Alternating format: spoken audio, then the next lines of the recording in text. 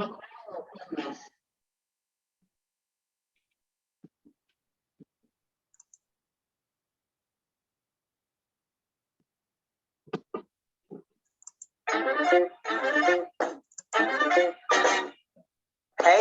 it's Shop Talk, baby. This is the show where it's okay to be you.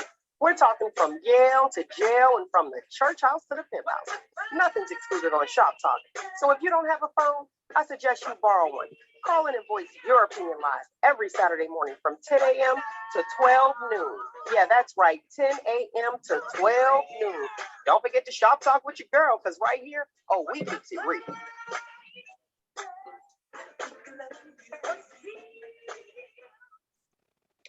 Good morning to you. You're listening to Shop Talk with Mel, and I welcome first-time listeners, long-time callers. We got to get some callers back in there. Before we start the show, let me put this number out here, 619-902-2287, 619-902-2287. And guess what? You can text your girl now. So if you don't want to be put on blast or you don't want people to hear your voice and say, oh, that was so-and-so, that was Tracy from the north side, you don't have to worry about it. All you have to do is text the number 619-902-2287, and I will not shout you out. How about that? Today's topic is, how do we mentor today? And our guest today is none other, and he has been on the show several times, Officer Malik Mostella. Let's give it up for him. Good morning, everybody. Hey, how you doing? You like my sound effects, right? I'm trying. I am definitely trying to make it happen. I need my people back. You know what I mean? I only got two hands, and it's like, wait, what we had to do? You know, my coffee is not, I got coffee today instead of tea. Y'all know I usually rock with the tea, but I got this coffee, and it's not sweet enough. It's like, it tastes like coffee. That's what it tastes like. It tastes like coffee. And I'm like, ew, that's not good. I'm like, that is not good at all. How was your week, Officer Malik? It was all right. A little busy, but that's the norm. It's going all right. Okay. Nothing exciting, or it's always exciting?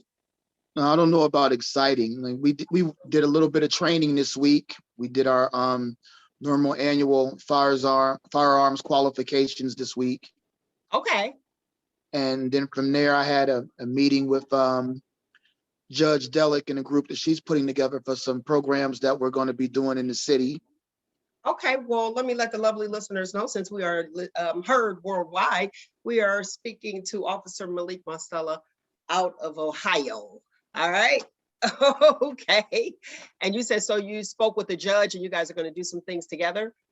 Yeah, I'm on a committee that she's putting together to do some things in the valley, not just the city, but the valley as well. And okay, Mahoney Valley.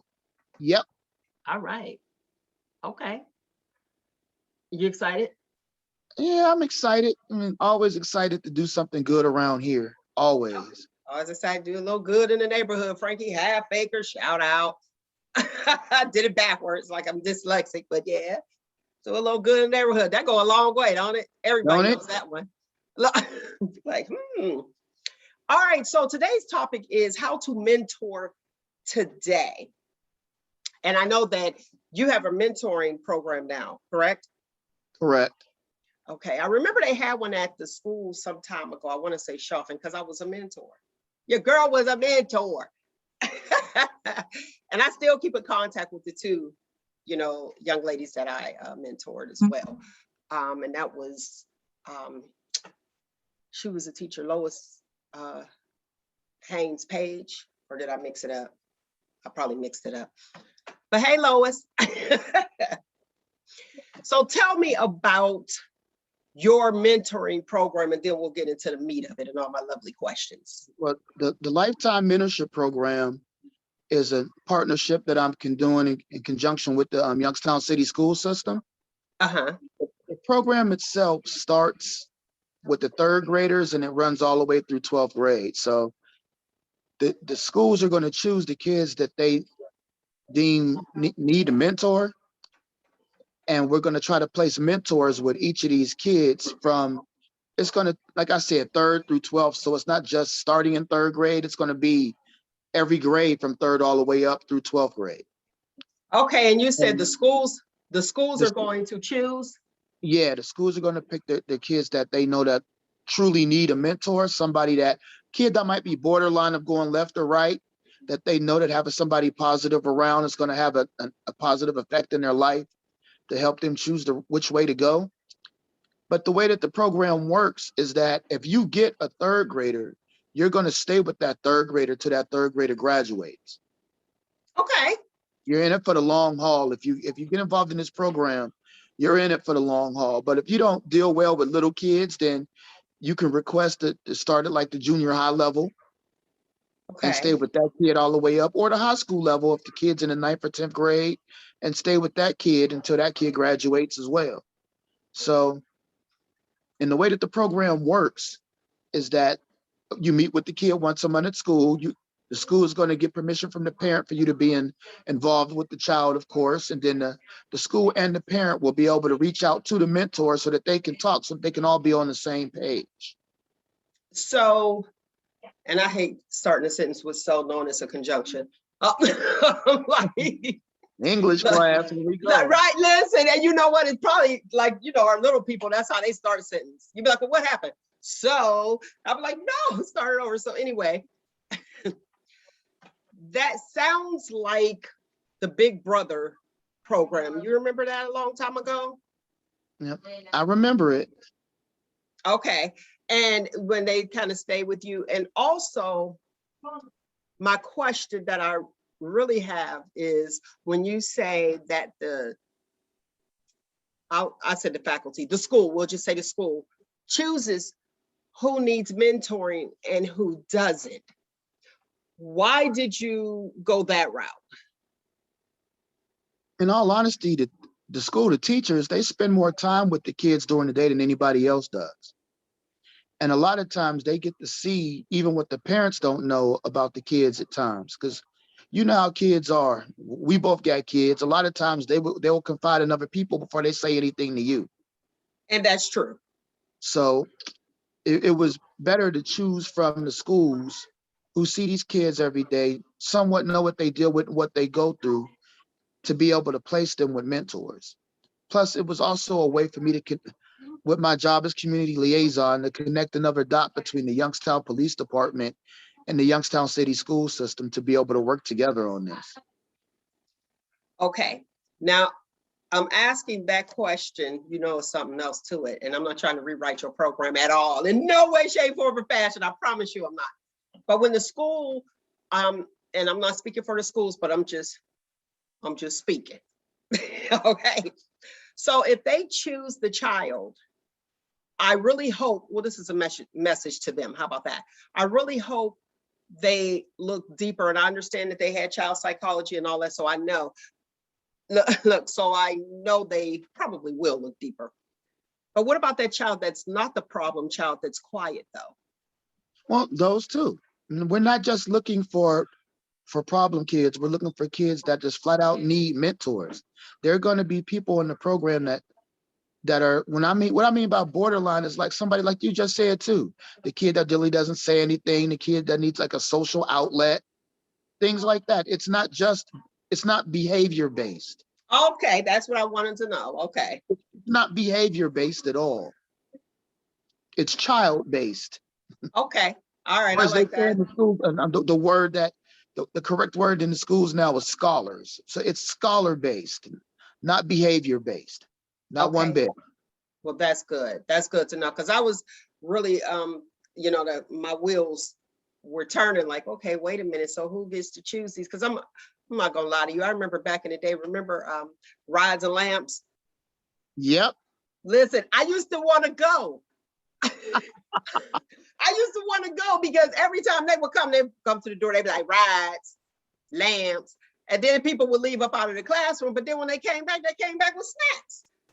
I was like, I want in on that. I want parts of that. And then as I got older, I realized what it was for. And I was like, oh, okay. Yeah, And but one of my good friends, love her to pieces, she went to one of them, the one for reading. She would like speed read. And sometimes, as you got older, you're like, oh, okay, that's if you had trouble reading or blah, blah, blah, blah. But that girl could read. I mean, like, and she was able to comprehend. So I didn't understand why she got to go and I didn't get to go. Yeah, there were kids in those programs who really didn't need to be there. They just filled the numbers at times. Okay, yeah. I'm like, bring me a noun later. Watermelon. That way you come back. Let me get that. But that's what I was wondering, if that was like, chosen that way. People, that have issues like, okay, or let me say,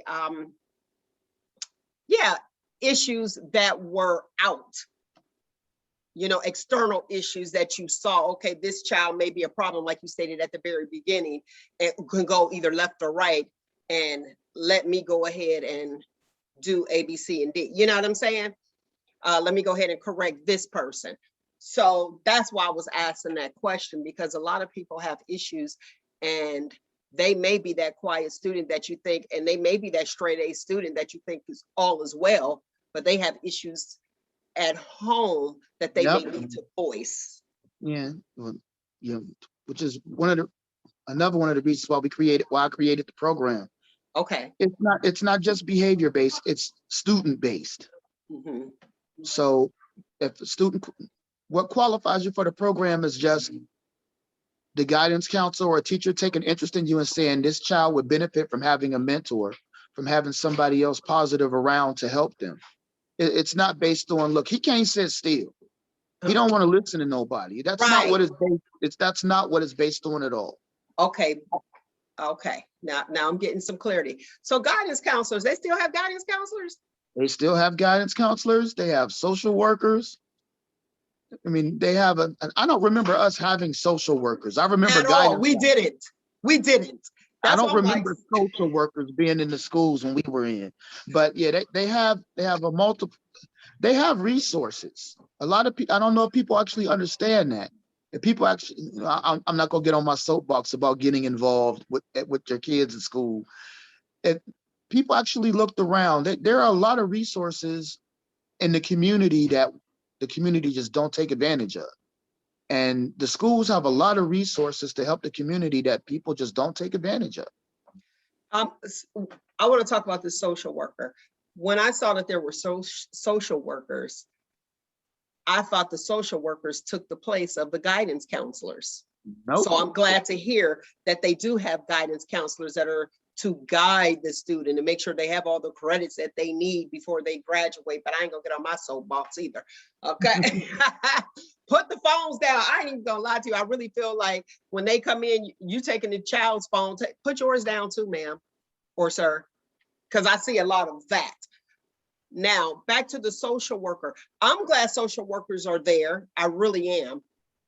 However, some parents look at social workers as monitors or police. That's not what they're there for. Right, but some parents do feel like that they have to be, that they're being judged based off their child. And let me explain if you don't understand, because you look a little bewildered. We're on Zoom for the listening audience. You get it? Okay. I get it. And it's like, go ahead. You know me, that brain is always turning. So I get it, most definitely. But that can be cleared up real quick with a simple conversation. Now you're right. Ask them, why are you here? Why is a social worker here? And if you truly take interest in what's going on with your kid, you should want to know why this person is in the building, what their job is, what their interaction with my child is. You should want to know all of that. You know what? I think some people are afraid or think they're overstepping their boundaries. Like, this is what the school offers. I'm not able to ask, and that's not the case. What this person is here for. Oh, you have this. Oh, we have counseling in the building. And you look at the counseling, you're like, okay, And we have the social worker, oh boy, if I don't have food, I hope they don't take my child. I hope my child comes home from school, you know, that type of thing, instead of looking at it as they'll help you to get food. Yeah. Well, they'll send food home with the kid. Right. I can't tell you how many days we've packed up bags and gave it to kids. I'm like, here, take this home. I'm like, the schools are a great resource for the community if the community actually just speaks up. Have a Right. conversation. I mean, I don't know about anybody else, but if you had, when my kids were growing up, and my stepdaughter now, you have my child for 8 to 9 hours a day. I want to know who you are, what you're doing, and why you're doing it. Because my kid is there. Right. I'm not giving you my kid and be like, they're your responsibility. They're not. They're my responsibility. And I need to know what's going on with my child. So what do you do? Why do you do it? And how long you been doing it? I need to know all of that. All it takes, you shouldn't be afraid to ask a question when it comes to your own children. Yeah, there's a lot don't want to ruffle the feathers. I'm sorry, I'm plucking them out. You plucking them out. You're like, hey, what is this? I need to know, right? And you know what? That's true. Your mentoring program, when did you start it? After the chief appointed me, allowed me to create the position that I have.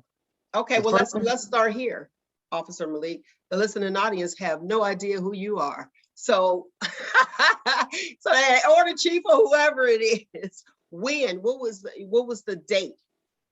Ooh, okay. Like a month, a year, 2 months? In January, I'll just give you the month. In January, Carl Davis was appointed our new police chief by Mayor Tito Brown. Mm-hmm.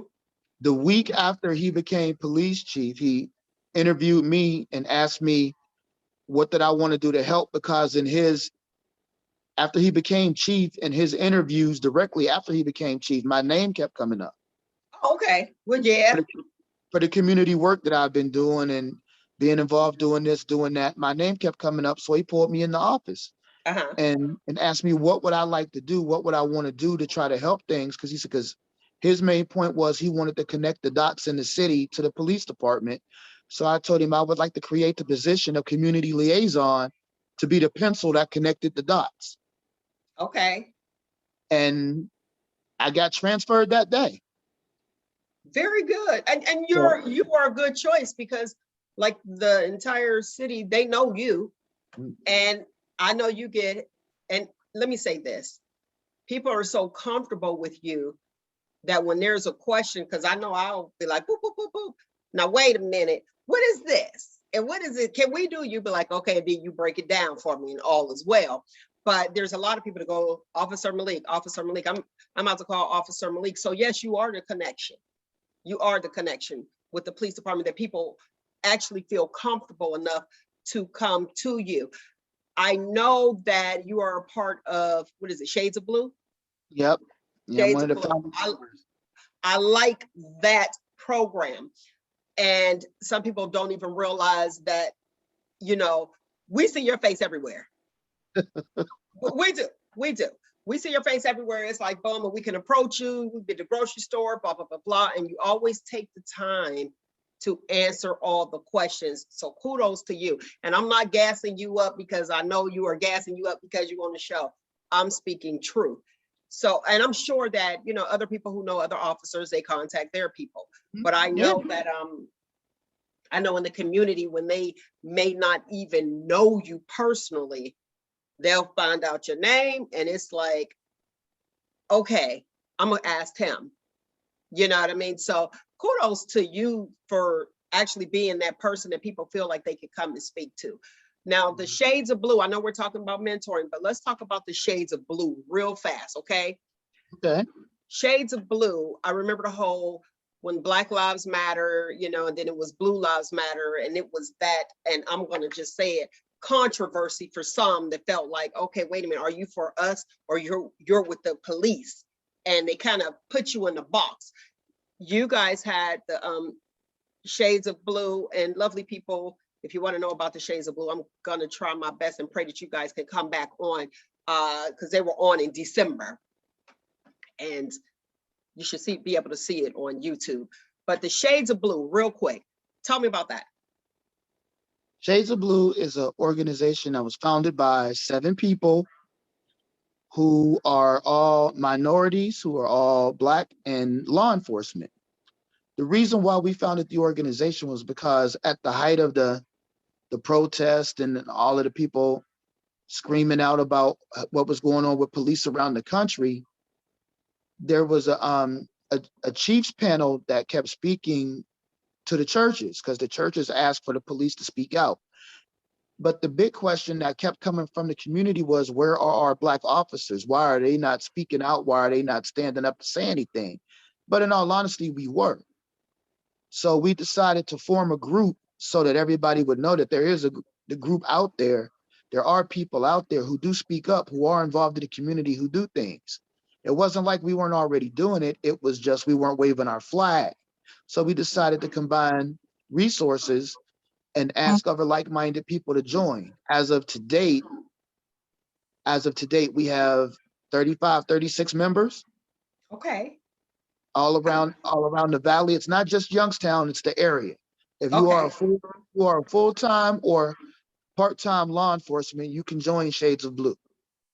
We've done raffles, we've raised money, we've helped to send people to the police academy. We actually have 2 officers that are in the academy right now, with 2 cadets who are in the academy right now, who are training to be police officers, that we bought all of their uniforms for them. Oh, that's awesome. That's awesome. Okay, so with Shades of Blue, you said law enforcement. So yes. Is that any part of law or just the ones that, because law enforcement is a broad field. Right. I'm like, so who is that? Like, say your 911 operators, would they be considered? Yeah. Okay. We have 911 operators who belong to the organization. Okay. I was wondering because a lot of people don't look at your 911 operators as part of law enforcement, and they hear, you know what I mean? They're important. They're our first connection with the community. They are very important. A lot of people don't realize how important they are. Okay. All right. Well, thank you. I wanted to get that out there. So now let's talk about the mentoring program. What's the name of it again? I don't want to mess up. Lifetime Mentorship Program. The Lifetime Mentorship Program? Yes, ma'am. I'm nervous. Lifetime? That sounds long. But you did say from 3rd all the way until they graduate. All the way through, because the whole point is to help them gain focus and gain skills that are going to last them a lifetime. Mm-hmm. The whole point is to, when they're in the younger grades, they pick 6 careers that they want to be, and along with their schoolwork, they have to research those careers.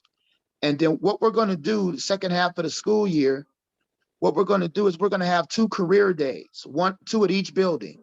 Okay. The first one is going to be for like us adults to come in and have like a community employment fair, where we actually just talk about what we do, how we do it. Like you would come in and talk about nursing, you talk about the show, everything that you're doing, so that the kids can get an understanding of what people are doing, what people do and how they do it. Mm-hmm. The second career day is actually going to be Dress for Success Day, where the kids come to school dressed as what they want to be when they graduate, when they grow up, and then give a short presentation on who they are that day and what that job does. Okay. So that's it's a part of the program. When you reach high school, it gets narrowed down to 3 or 4 jobs that you want to do, 3 or 4 careers, so that you have focus for those 4 years. So when you graduate, you know you're already in a position to be able to start your own business, to go to a trade school, to go to the military, to pursue college in athletics. However, whatever it is you decide to do, you have a plan that you're actually carrying out. Because a lot of these kids graduate, then they just standing there looking around, or they don't graduate at all because they never had a plan. They were never focused. So or no one actually asked them. Right. And I know, just being in the community, how many times have you actually asked a senior or junior, or just a high school student, so what do you want to be when you graduate? What are you going to do when you get out? And there is no plan. There's no plan. Some of them don't think they're going to be alive that long, which is scary. That's horrible. It's horrible. They think 20, 21 years old is old. They think 25 is an OG. I mean, you can't, we have to, their mindset, we have to help them develop their mindset. And it's too late at 6th grade, at 8th grade, at 12th grade. It's too late at that point. You got to reach them when it's, remember the silly putty we used to play with where you could put your thumbprint in? Uh-huh. That's 3rd grade. Okay. Oh, That's okay. that's 2nd or 3rd grade. When they're still impressionable, when you can still say, show them that this is what you can be if you want to do it, where their current circumstances, whatever they may be, good or bad, somewhere down the line is going to cause them to believe that this is all it's ever going to be for me, which is not true. You make your own way in this life, but we've got to explain that to them. We've got to show it to them so that they understand that if you work hard and you push forward, your circumstances now don't have to be your circumstances as an adult unless you want them to be that way. Yes. And as adults, I think we forget at times, because we get so wrapped up in being adults, that as teenagers and as young kids, we want it to be heard as well. We need to take the time to listen to them, figure out what it is they want to do and how they want to do it, and then support them. Most of the time with kids, we try to tell them what they should be doing or how they should be doing it. This generation especially really don't want to hear what we think about what they should be doing or how they should be doing it. That's why I asked that question. How do you mentor today? You listen to them. A lot of them, the majority of them want to do stuff beyond what they see now. A lot of them want to be business owners. A lot of them don't want to work for nobody else. They want to get their own brand. They want to work it. And if you truly want to do that, my advice to them is, okay, while you're pursuing that, you still need a job while you're pursuing that. While you're pursuing your dreams in the clouds, you need to have your feet on the ground. Yes. So you got to eat. So I'm not telling you not to pursue your dream. I'm telling you, what else do you like to do that you could earn a living at while you pursue that dream? No, that's true. So you can reinforce plan A, because plan B should be to reinforce plan A, flat out. There you go. So, and there are plenty of programs out there that can help them create their own businesses, help them. Like Huntington Bank, for one, has a program where they walk you through how to set up your LLC or get your 501c3 or start your business off the ground with business loans. But of course, the catch to it is you open up your account with Huntington Bank. But if you want to start your business, but that's pretty good though. That's a fair exchange. It's fair exchange when you're getting this all for free, because most places charge you to help you do all of that.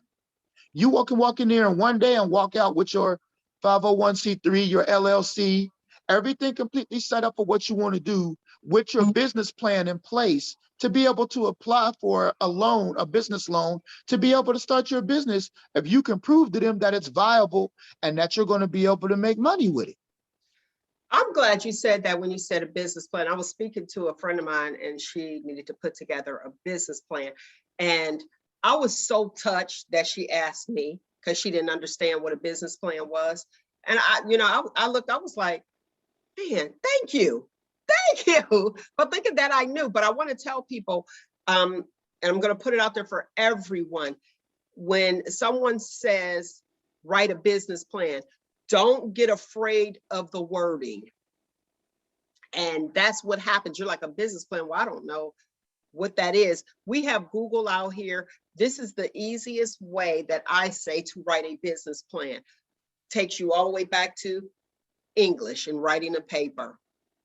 Those questions: who, what, when, where, why, and how. Your how is, how do you plan on executing this? And don't forget, you have to have your goal. What's your goal? Your goal is going to be in there. And you'll answer it with the who, what, when, where, why, and how. Okay? And another trick to that is the goal can't be to make money. The goal has to be something beyond making money. Passion, your purpose. Yep. And that has to be included. But we know in the back of our mind, let's keep it 100. Yeah, I'm trying to make money. Yeah, I'm trying to get paid. Unless it's a nonprofit. If it's a nonprofit, then by all means. But either way, you're still providing a service. Yes. So what is your goal in providing that service? True. And that's your what? Who, Yep. what? That's your second question. So just write those down. Who, what, when, where, why, how, when you're trying to start a business, or if somebody asks you what's your business plan. And let me say this too, it doesn't even have to be a business plan. What is your plan? Write all those down.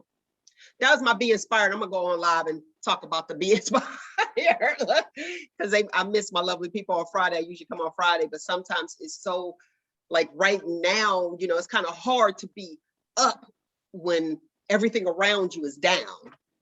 You know, and it's like, oh, can we please, come on, let's do some things.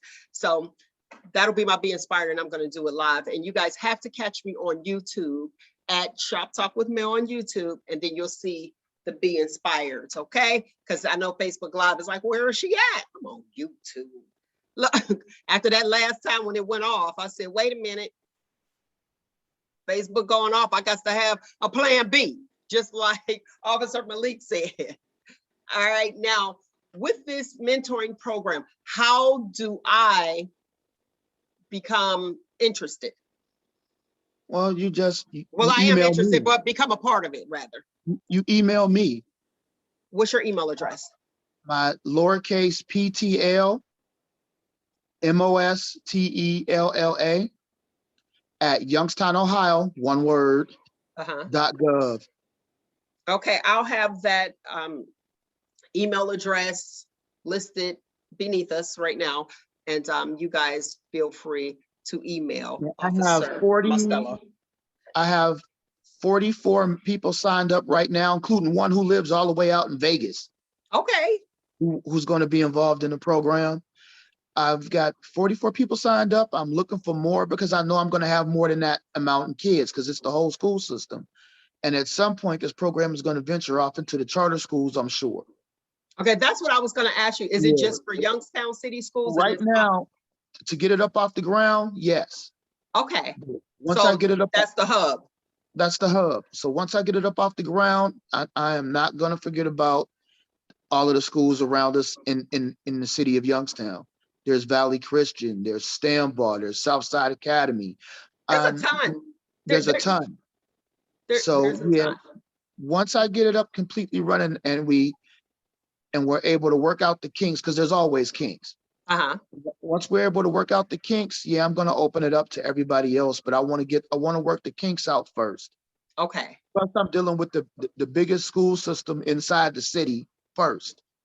Gotcha. To make sure that I get that taken care of, and then I'm going to venture out to everybody else. I'm not leaving anybody out. Awesome. Very good. So to be a mentor, what's the criteria? Well, you want to be involved, and then we're going to work with My Brother's Keeper to do the training and everything. Training is free. The background checks are free because we just can't let anybody walk into the schools. Dang. So, now, we're not just letting now. If somebody says that, now we got people out there who've asked me, I used to sell dope, I've been to prison, all of that. I'm like, okay, but you're working now, you own your own business, you're doing it right. You're the people I want. You're the people I want. I want them too, because they can tell those kids, those kids, look, I didn't listen when I was growing up. And I ended up losing this amount of years of my life to some nonsense. And now I'm out here trying to do the best I can to make up for the time that I lost and to show you that you don't need to go the same route that I went. So those aren't disqualifying offenses. Okay. I mean, it should be self-explanatory for what's going to offend you. If you out there doing stuff for kids you ain't got no business doing, don't even think about it, because we're gonna find that. That's going to show up. So those are muffin men. Yeah, don't even apply. That's going to show up. So I need good people who want to do work, who understand that, because most mentorship programs, I've worked with the schools for over 20 years.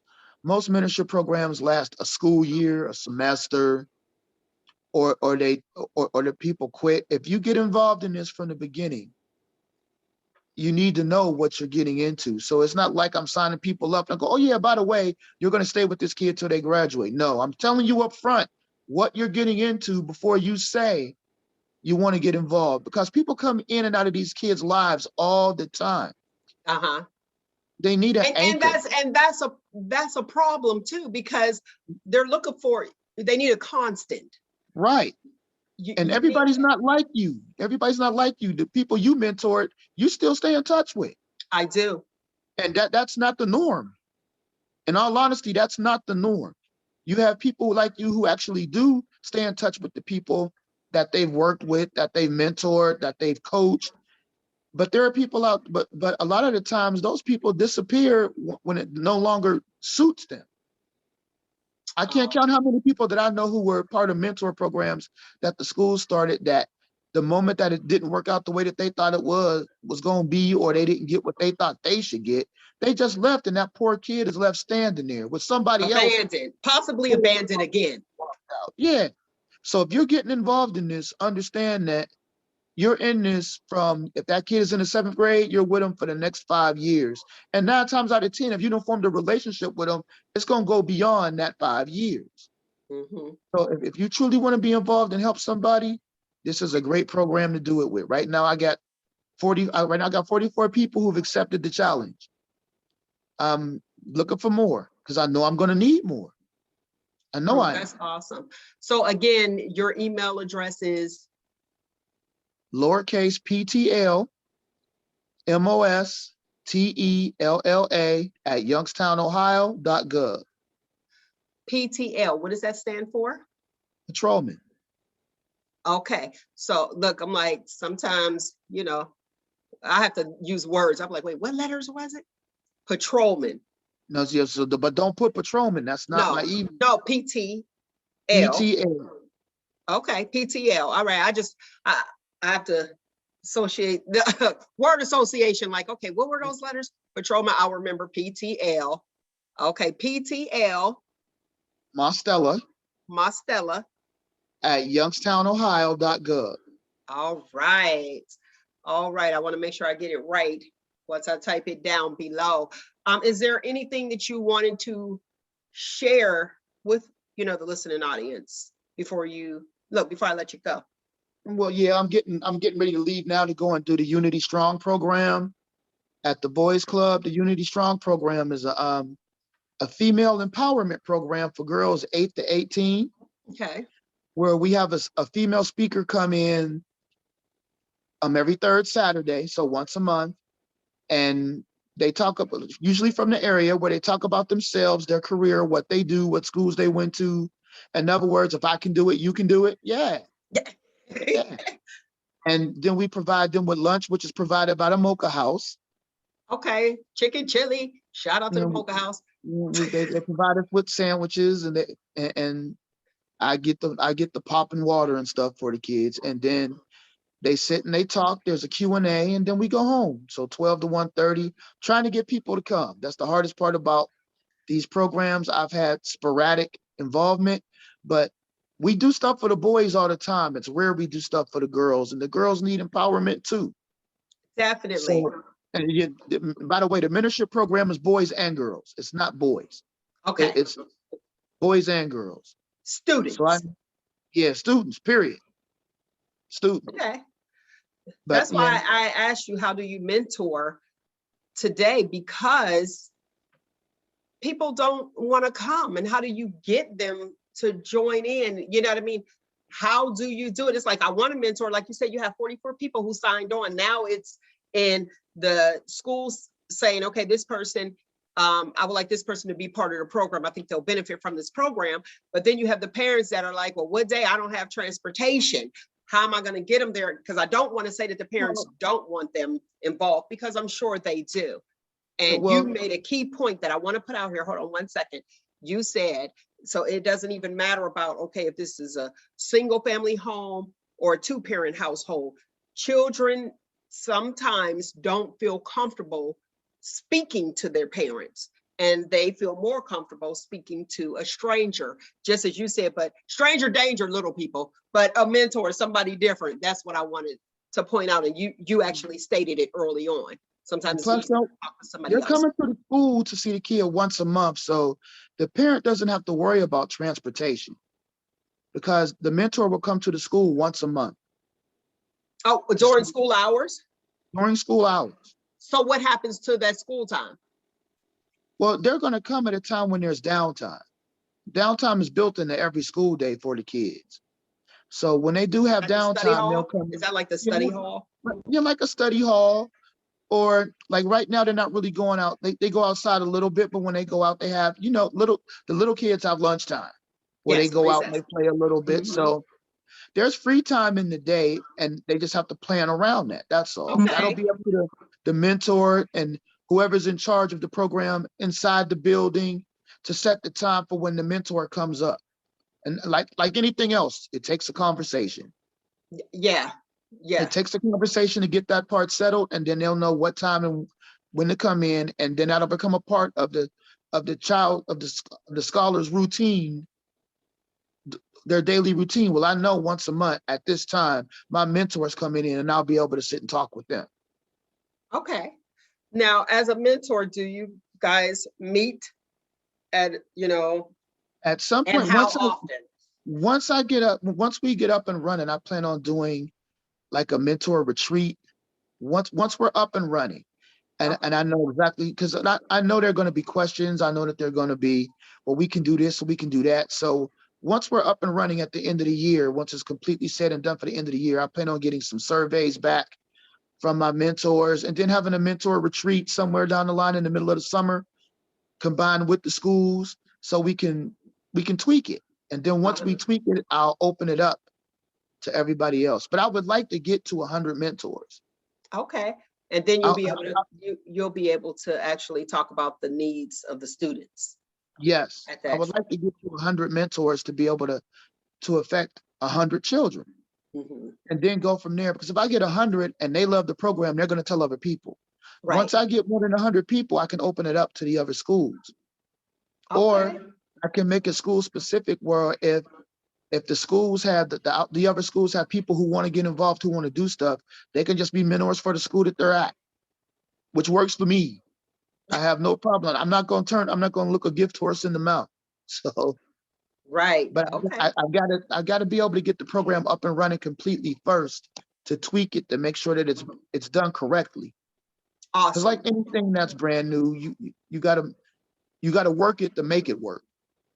Now that's the truth. That is the truth. Now that's a word right there. That'll preach.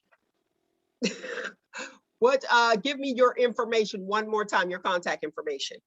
Contact information is Malik Mostella, Community Liaison, Youngstown Police Department. Email address is PTL Mostella at youngstownohio.gov. My work telephone number, I have two, is 330-742-8224. That's my office. My cell, which I would prefer that you use, because I'm barely in the office. Okay. So my cell is 330-207-0418. All righty. Thank you very much. Thanks for coming on Shop Talk with Mel. Again, lovely people who just tuned in. Today's guest is Officer Malik Mostella. He has a mentoring program, and he's dealing with the youth of today. He did state earlier, if you just tuned in, how most youth are looking to start their own business. So reach out, and I think that's awesome. That's amazing. Be an entrepreneur, have that leadership role. To be a mentor, you can contact or email him at PTL Mostella, Mostella at youngstownohio.gov. All right. And he gave his number. You can rewind this or do whatever you need to do.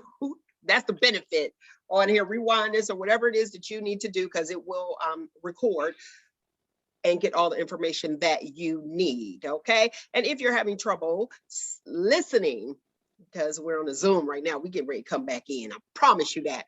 Listening to Shop Talk with Mel to all your friends, and you can listen to Shop Talk with Mel on your favorite podcast. You'll find us. All right. Thank you so much, Malik, for coming on. I truly appreciate you.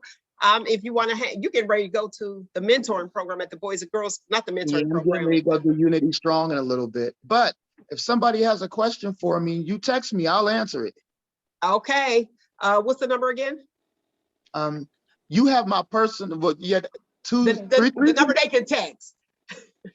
No, you text me. If it's If it's for the show, you text me. Okay, I got you. All right, Okay. yeah. If you have any questions, you guys know how to reach out to me on shoptalkwithmel.com. You know, y'all can text on here, 619-902-2287. And yes, I'll shoot him a text during the show. All right, lovely people. Thank you, Malik. We get ready to start our shop topics. All right. Thank you for having me. And thank you. Bye-bye. Bye-bye. All right, my lovely people. We got a lot to talk about. We have Nick the Voice in the building. And we also have, Arugo, the movie guy, right on time for these shop topics. Were you guys able to listen to the show prior? Yes, I was listening to it until I tried to get on Zoom. Then my sound wanted to act crazy. Okay, go ahead, Rugo. Did you I heard like the last 5 minutes. I had a problem like logging on. Oh, okay. Well, we got it. That was Officer Malik Mostella and his mentoring program that he started, where it's he said he's the pencil that connects the community to the police officers, but his mentoring program is actually for the children, students of Youngstown City Schools First. That's the hub. That's where we're going to start. And if you would like to be a mentor, you can email him at P as in Pat, T as in talk, L as in listen, M, last name is Mostella, Mostella, Mostella, at youngstownohio.gov. Just shoot him an email and he'll get you on. And that's once you become a mentor, they're starting at 3rd grade through 12th, whichever grade your child will be in, you follow them through graduation. So it is a lifetime commitment, I say, because I was a mentor and I still speak to my lovely ladies. All right, how was your guys' week? Was it fun? You don't got to tell me what you did, but was it fun? Girl, I was busy the whole time. Oh, so you had a good time? Yeah, but I was busy trying to get prepared for this big move. Got you. All right. Rugo, anything exciting and fun for you? Trials and tribulations of life, working through it. Trials and tribulations. Oh. Trials and tribulations. Oh. But I met up with some old friends yesterday for breakfast and it was magnificent. You know, I really missed those guys. I was really happy to be able to reconnect with them. So that was a really good. Was that like, you said yesterday? Oh, because I remember before the show, you would be going to breakfast. Are those the same guys before the show? Back in the day, I haven't had a breakfast with them in quite some time. But this was like the core OG group. Okay. So you said the core OG group. The core OG group. Yeah, so that was good. Okay. All right. I want to answer Rosetta. Is this the same mentoring program that Guy Burning is having? I'm not sure, but no. I will definitely. It's not okay. She said no, but I'll because I'm part of that. Okay, I'm part of that. Okay, let me finish. I'll contact Malik. Nick said no. He said his is a lifetime mentoring. I think that's the name of it. But you can always email him and ask him. And it's ptlmostella@youngstownohio.gov. Feel free to ask him those questions. Okay, yes. For Daryl, yes, you do. You can ask him for what age you want. You know what I mean? And they'll set you up. He explained that some people, they don't do good with little, smaller children. They do good with high school, junior high. So you can let him know and he'll match you up. Thank you for your questions. All right. Let's see, did I answer all of them? Okay. All right. I think I answered all of them. So you lovely people, keep watching and keep listening and send those questions in. The phone number is 619-902-2287. Shall we get started on this stuff that is really happening right now? Me and Officer Malik were talking about, he said that a lot of the children want, because I said, how is it to mentor today? He said a lot of the children want to start their own business. We all know what that entails. Work. Now, the reason I brought that up is because the nobody wants to go back to work. Did you see McDonald's? I can't remember where it was at, but McDonald's, they put up on the marquee that they said, we all quit. Sorry for the inconvenience. So you know that the manager spearheaded that. I really feel like that. You had to put it up there. You taking that big stick and putting up on the doggone marquee, we all quit. Sorry for your inconvenience. A lot of people seem to have started their own business during COVID when we shut down. And that's what I find being the reason when they say nobody wants to work, because they're working for themselves. What's your thoughts on no one wanting to work? Rugal, I'm gonna ask you first. Well, I mean, if they're starting their own business, it's clearly it's not that they don't want to work. They just they just want to pursue their own endeavors. So ain't nothing wrong with that. Okay, what's your thoughts, Nick? I feel the same way. It's not that they don't want to work, because if they didn't want to work, they wouldn't be trying to start their own business. They want, nobody wants to be bothered with all the bull crap associated with working hard and you're not getting paid, or you may not be getting recognized for your hard work. A lot of that is going on. Or if a boss has a certain person that they like more than others, they cater to that person, let that person get away with murder, while those that are really working hard and making that well-oiled machine run, they're not getting recognized. People are tired of that. And so you can work for yourself, keep all your money. You ain't got to worry about it. You just, between you and the IRS, deal with that. You ain't got to worry about all that. I mean, I don't blame some of them. I mean, granted, we still need people to work for these, got grocery stores and restaurants, and, we need people in the industry, but I understand. Okay. All right. You put that out there. And I agree with you.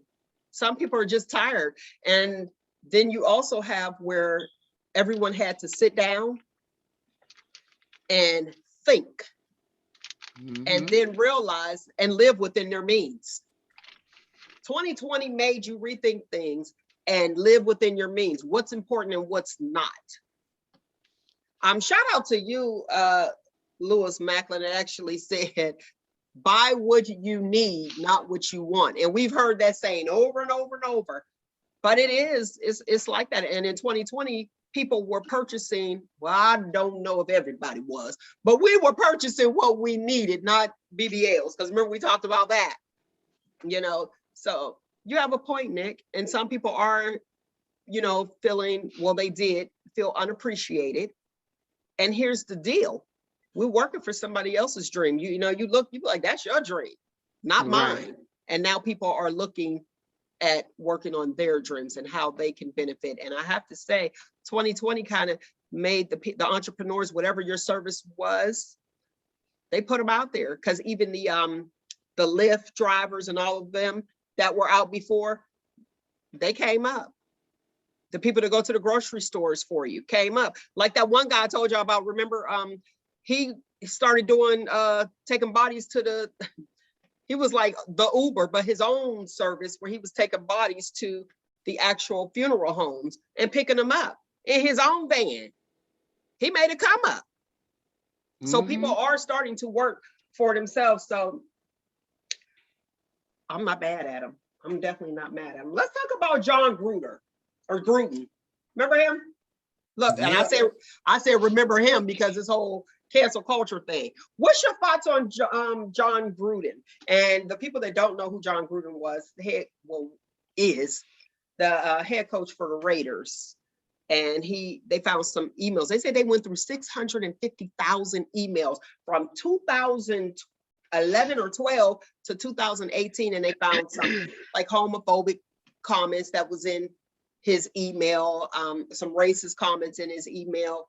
What's your thoughts on that? And who do you think blew the whistle, Rugal? Obviously somebody who had insight to what was going on, but I was never ever.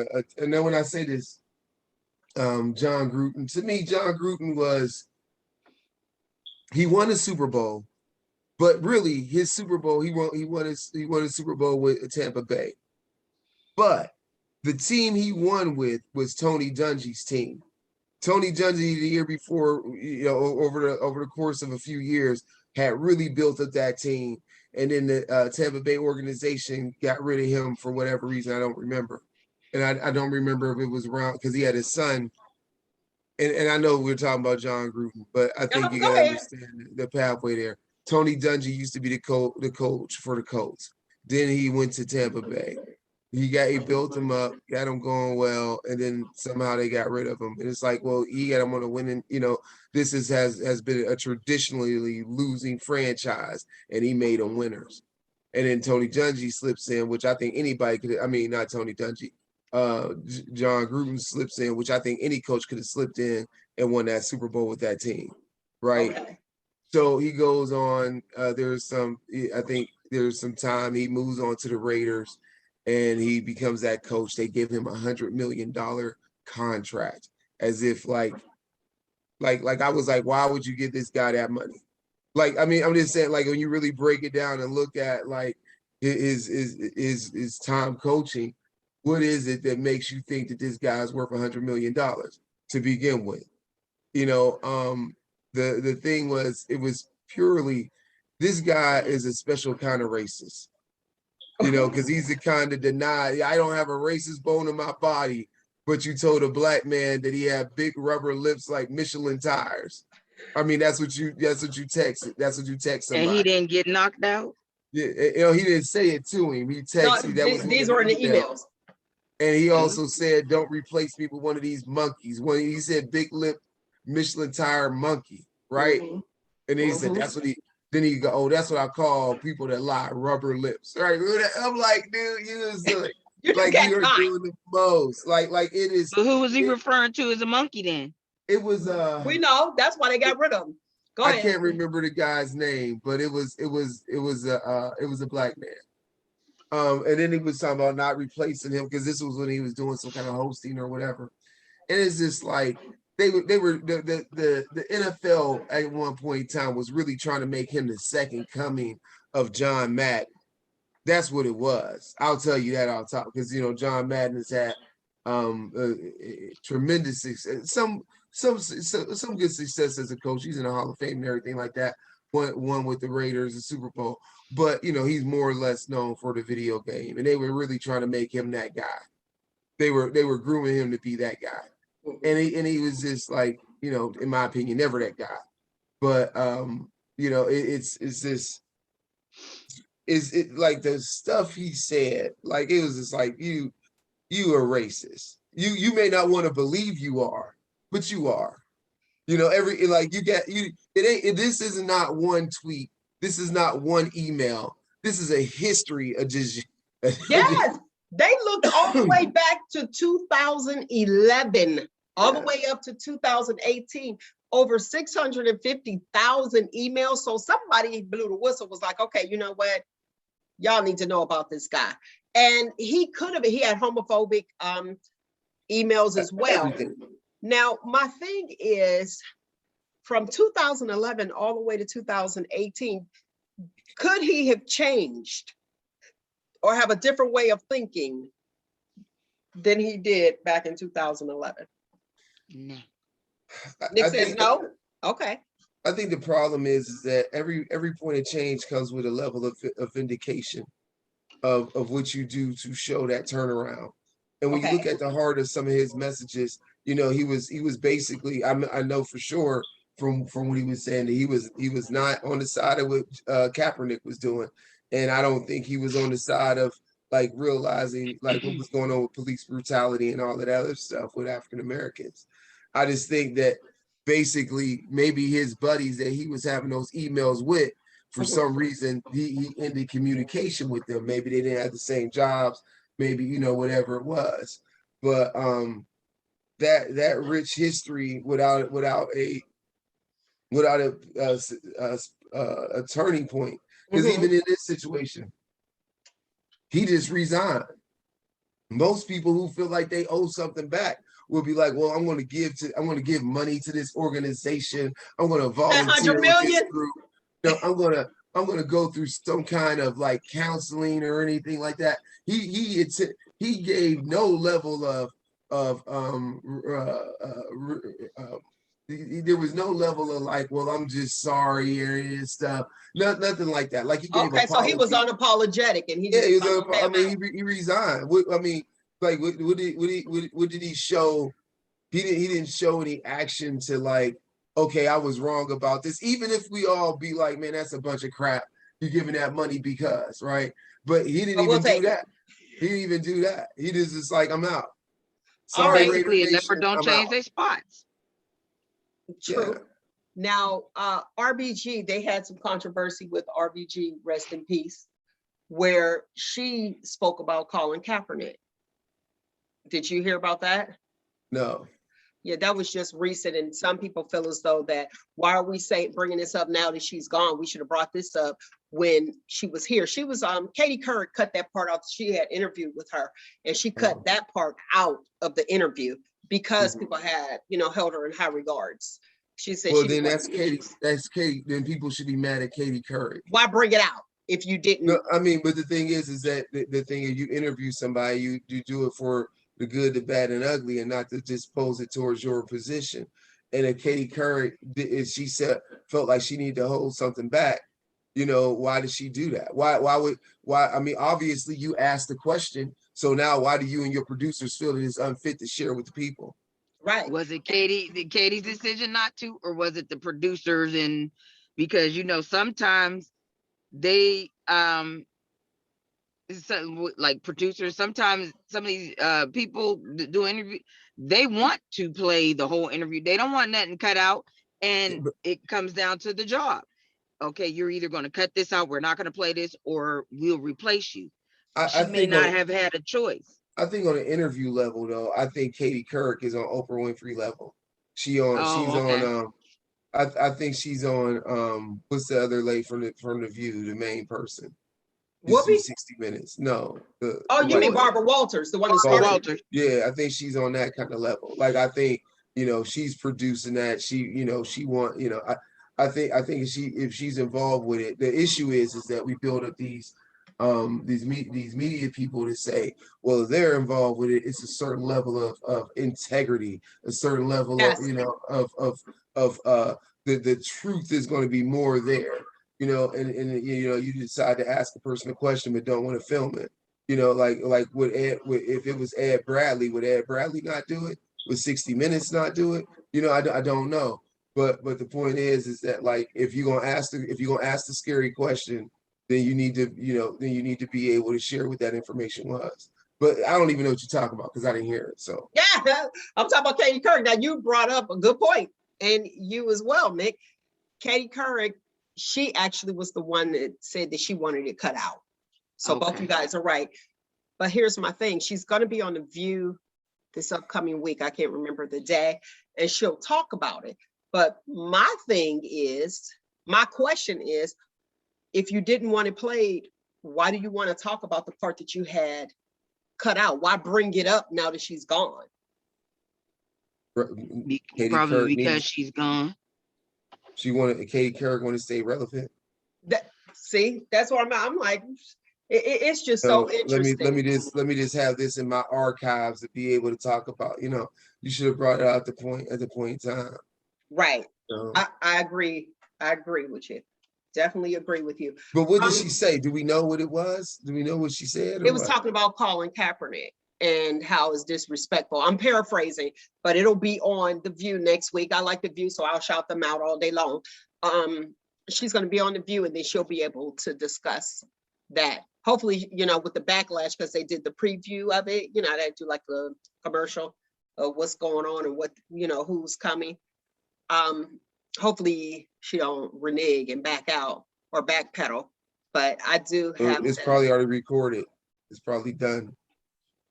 Because did they do their shows live, or is it? I thought they did their shows live again since the audience is there. Oh, but okay. I don't know. I mean, it could be. Oh, you mean live like we do live? No, they do it live, but they also record it because a lot of these shows they do several episodes in one day, like 3 or 4 episodes in one day, and But then you you know don't see what? it until.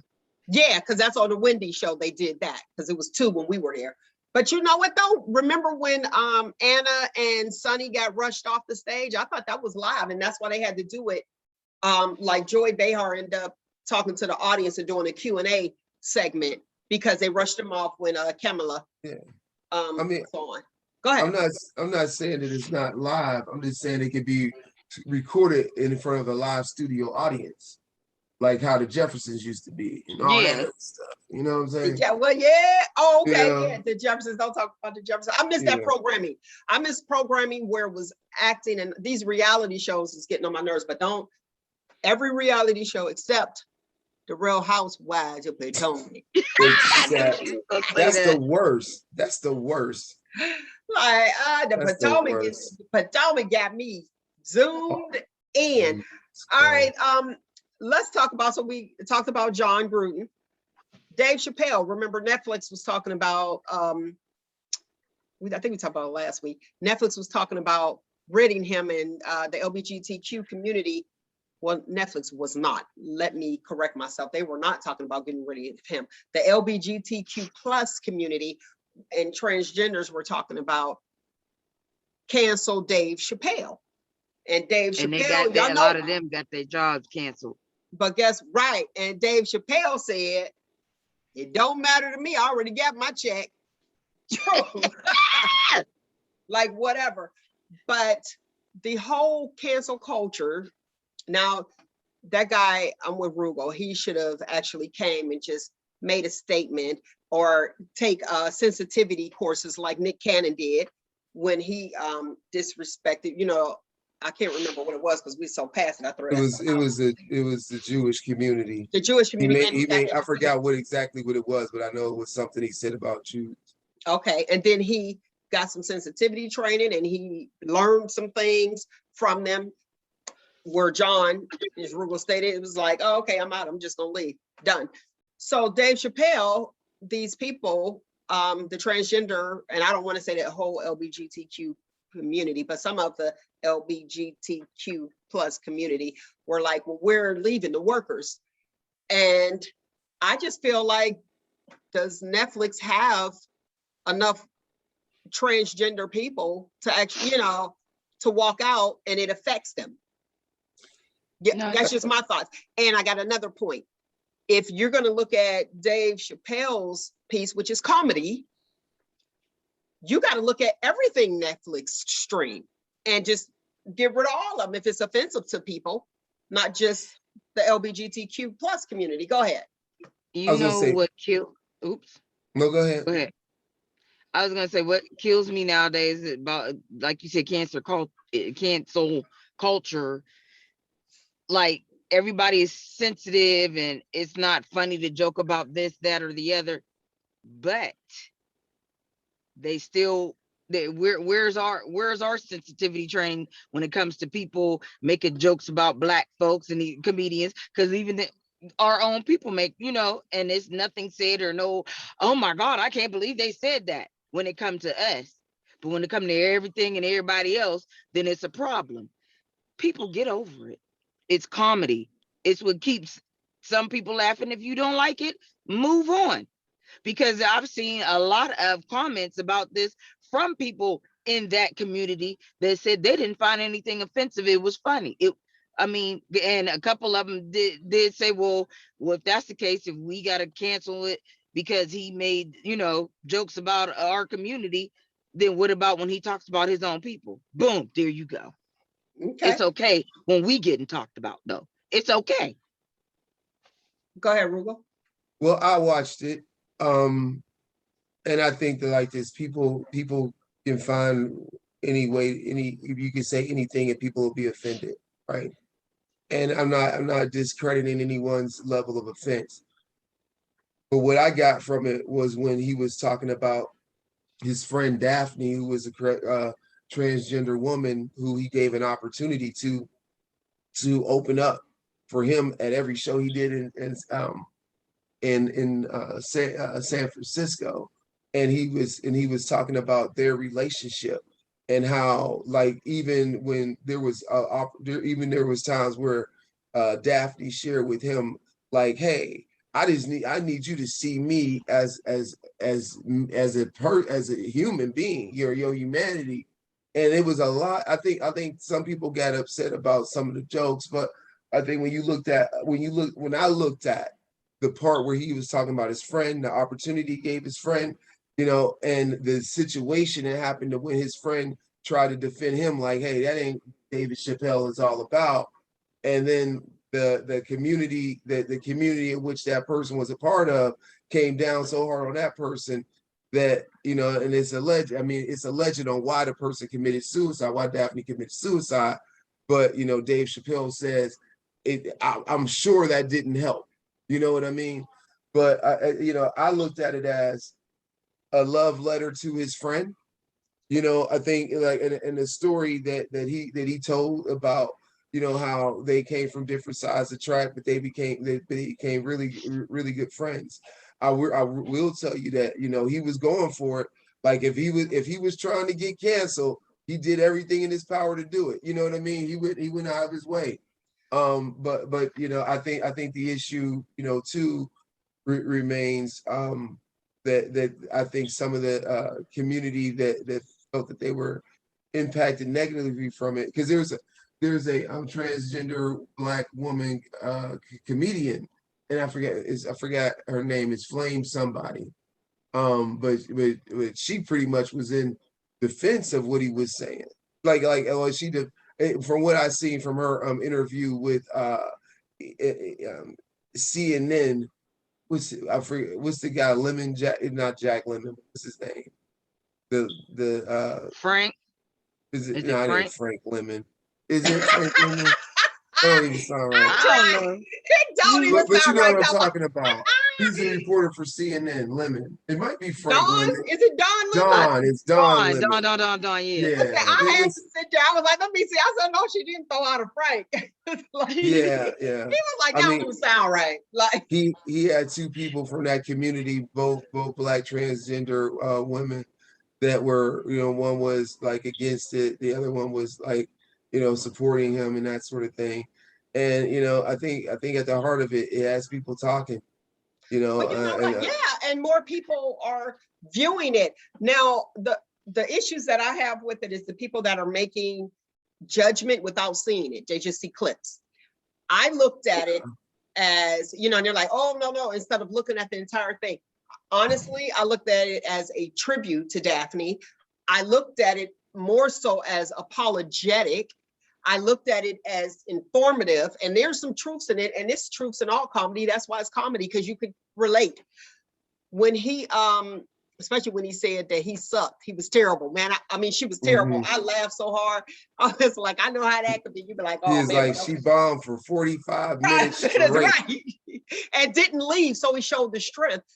But the ending part that you speak of, Rugal, when she defended Dave Chappelle and her own community turned on her, just as I said before, I'm not saying that's why she killed herself, but it didn't help. I'm with him on that 110%. So it's okay for you to, if people don't agree with you, it's okay for you to bully them, because that's what happens. I made a comment one time, and I did this intentionally. I made a comment. Well, I made a comment because someone spoke ill will of someone that I know. Even if I don't like the person, don't, and I can actually say it.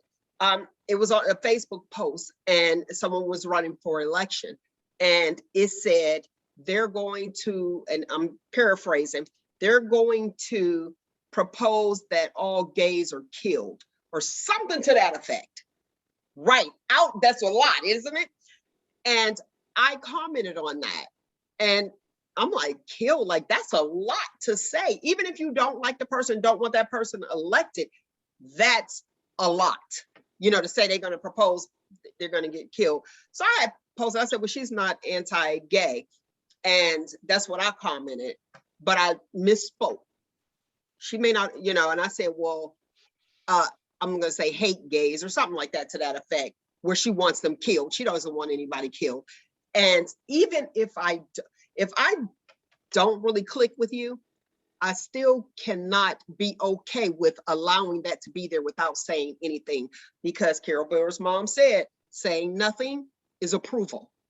So when you see that, you know, some people look, I'm like, she's talking about kill. What if somebody goes and kill her thinking she wants them killed just by somebody posting something? Posting something is major. And I'm bringing that up because them attacking Daphne, you know what I mean? I don't agree with you, but I'm going to attack you. That is not okay. And I'm going to tell you this, it is not okay for you to see something without saying something, especially when it's that harsh and you talk about killing somebody. I just couldn't sit there. So then I got attacked by a whole bunch of people. They were like, well, we'll show you the footage, or we'll show you this. We have screenshots if you're interested.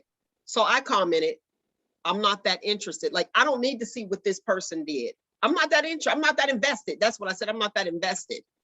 But just, you have to watch with what you post. You know what I mean? Especially when you're using the words kill. Some people take that stuff seriously. And if somebody says something wrong about anybody and they say it to me, even though that wasn't to me, that was just out in the public, I'm like, whoa, let's stop this. This is about to be bad. You know what I mean? You have to say something. Like I said, even if I don't click with that individual, if I know that individual a different way, and I did put that on there, I haven't had those conversations. Our conversation is very different. So I'm going to judge based off of my experience with the individual, not yours. You can't show me something that says A, B, C, and D. My actual experience with the individual. And that's what we need to do. We need to actually, and if you don't even want to stand up, you got to check people and be like, oh, I didn't have that experience. You know what I mean? And don't change your mind based off of how somebody else thinks. Now let's take it on back to when they were upset with Nicki Minaj. And when I say they, I use it, you know, air quotes and loosely. When they were upset with Nicki Minaj for talking about the vaccine, that her cousin and all that extra stuff, and end up becoming impotent or something like that. You remember that? Now they have where Cardi B, the GOP, I don't even gotta say they, the GOP actually pretty much is rooting for Cardi B, talking about Cardi B set an example, you know, keep talking politics. I say politics, they say politics. So is it okay, as I'm moving on my little segue, is it okay for people to root on whatever they're selling? And not, if they're not selling, I'm messing up this whole question, but is it okay for pop culture, that's what I'll call her, put her in that, pop culture, to be an example when it's beneficial for a particular group? Well, you got to remember, this same group came out against her when she came out with WAP. That filthy firm filth, you know, what are you talking about, you know? So I think the thing is that you have people who are going to try to use anything on their side. And the truth about the world is that everything is on the spectrum. Everybody is on the spectrum with every issue and that sort of thing. And it's like either you're more for it, you're in the middle, or you're on, against it. And I think sometimes that spectrum slides, but the how people try to use people or whatever, or use a comment that one person says, because I mean, let's face it, there's a lot of people that are Kanye fans, but I don't think they switched their political position because Kanye was a Trump supporter. You know what I mean? So I just think like this, don't go, like I said before about Tom Cruise. I don't go to Tom Cruise for spiritual advisement. I go to Tom Cruise for 2.5 hours of kick-ass movie. You know what I mean? If he giving me that, that's what I'm there for. And I think people need to take that in consideration when they're looking at the people that entertain them and say, well, they have this particular stance. They can have that particular stance, but is that stance your stance? Does that stance support your convictions or not? And I think that's when it becomes important. Like, no one's going to say anything bad about the celebrity who's saying, hey, there's hunger in Africa. Like, how do we get money over there? Or there's genocide in Darfur. How do we stop that? No one's going to be against those sort of things. But when it comes to these political, like, oh, this person agrees with this thing, we hate them the next and all that other stuff. Those are issues that are going to solve what our true problems are, that we deal with in humanity. Until we get people on one accord on how we fix these things, and I'm sorry, I don't mean to monologue, so I'll be done. That's It's a lot. No, I wanted to hear until we. well, I'm just saying, like, it's just, I talked to somebody about the vaccination the other day, and I was like, hey, everybody has their point of view. I explained to them my point of view, and I said the issue about the vaccination, I don't know if the question should, if the argument should be if you should take it or not. The argument you should have is, if the world governments could come together to try to find an ends to something that's harming the globe, why are we dealing with other problems that could be purely solved with less ingenuity but more unity? All right. That's the thing that pissed me off about it. Mm-hmm. Not the vaccination, but the work that went in to make sure that everyone was working on one accord to see the work done. Right. You can have your position on if you feel if it's effective or needed, but the issue was, look what's been done over the last year to solve a crisis, an attempt to solve a crisis. The only way it's going to be solved is through people taking whatever steps are necessary to ensure that we end the spread. However, the issue at the heart of it is, like, if you can get that global unity on that issue, why can't we solve hunger? Why can't we purify water? Why do we have, like, why is poverty an issue? Okay, pin that. Let's go back to the topic real quick. Yeah. Nick, what's your thoughts? Not on the vaccine. Let's talk about people not agreeing with you and attacking you. It's not okay for anybody. I mean, we can agree to disagree and just leave it at that. Like, I'm over all of that. Like, let's speak positivity, okay? What is the positive side, or what can we come, like, a positive solution on this end, positive solution on this end? Okay, we agree, we disagree about this, but all that attacking, we on it. Like, why? I'm over all of that mess for real.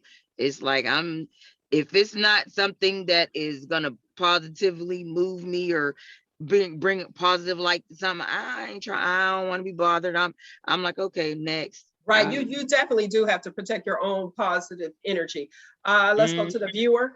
Nia says, people don't like when others have opinions, especially on social media.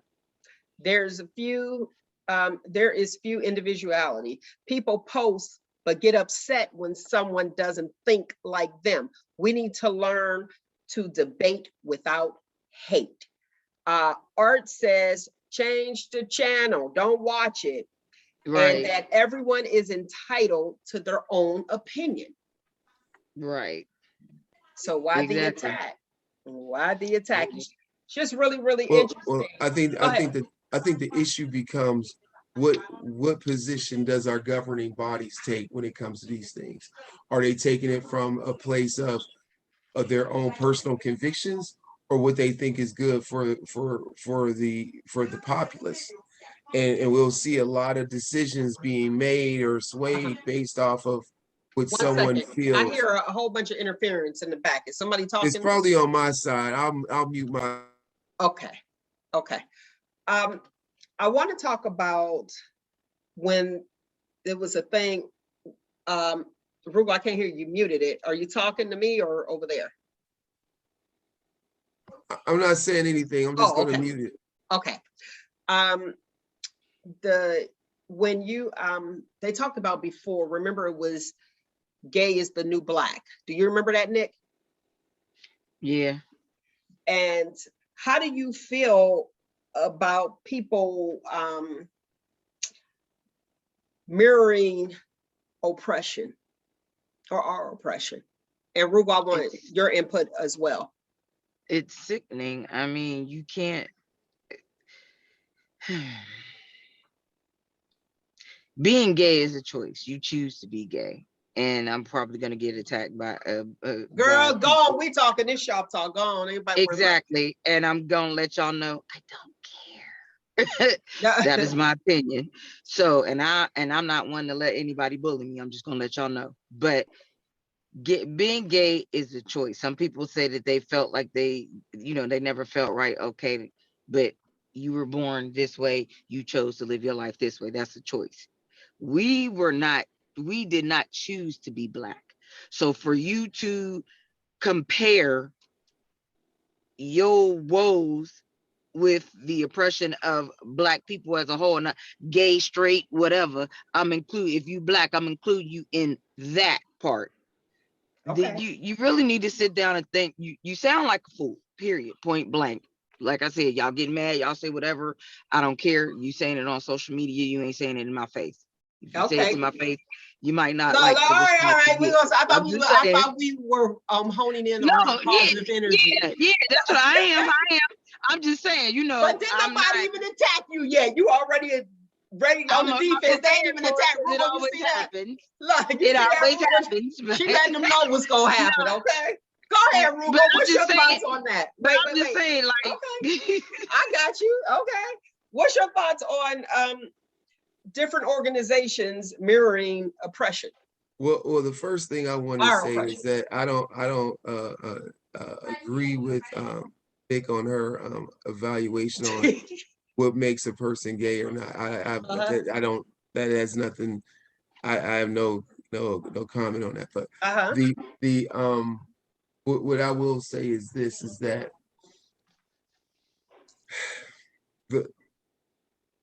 and I'm not even going to say just gay, just overall. Overall is that everybody has every group that's been hated on has their own journey, and every group's journey through overcoming that thing, that hardship, that prejudice, that discrimination is all different. It's all different. There's no real sliding scale on Black oppression. You know what I mean? I mean, we could look at it and say, well, during slavery, light-skinned people were in the house. They had less, they had better jobs than the dark-skinned ones who may have been out in the field and all that kind of stuff. I mean, if you wanted to go into that level of detail, but the issue is bondage, in that particular set. I think the thing is that we as African Americans, we have a really good playbook on how to overcome these things, even though we still haven't gotten our just desserts from the discrimination that we face as a group throughout the years that we've been here in this country. We're still dealing with issues of discrimination as it may not be as far as you being in shackles, as it may be you being put in a situation not to be able to thrive based off of the design of certain laws and the impact of people who want to keep that separation going. My thoughts on it is, well, let me go to the viewer first. Nia said apples and oranges, and then she also, which is an agreement with me, when someone comes to me with that, trying to mirror oppression, because you remember it was, oh, okay, that's like this. I think the only group that was similar to being Black and being hated for just because you were Black. Now, if it was a Jew, you'd be like, okay, like the genocide. It's like, it's crazy. And you're right, Rupa, when you said everyone has their own. But to me, don't compare. Do I give that energy? I don't.